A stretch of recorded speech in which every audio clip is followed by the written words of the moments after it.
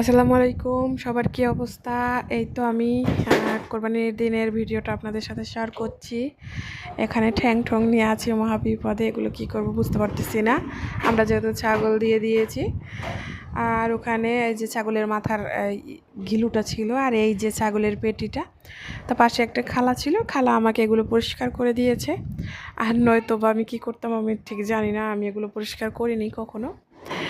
তো এখন এগুলোকে আমি আরেকটু ভালো করে পরিষ্কার করব, যেহেতু খালা অতটা ভালো করে পরিষ্কার করতে পারেনি আমার কাছে মনে হলো। এটাকে ভালো করে আরেকটু ক্লিন করে তারপরে আমি এটাকে ফ্রিজে রেখে দেব।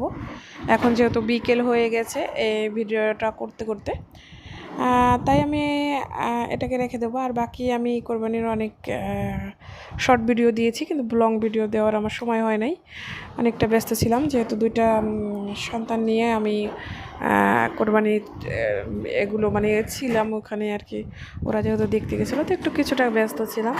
আর এখানে প্রায় 2.5 কেজির মতো মাংস নিয়েছি, আর শুধু আমরা নিজেরা রান্না করে খাওয়ার জন্য।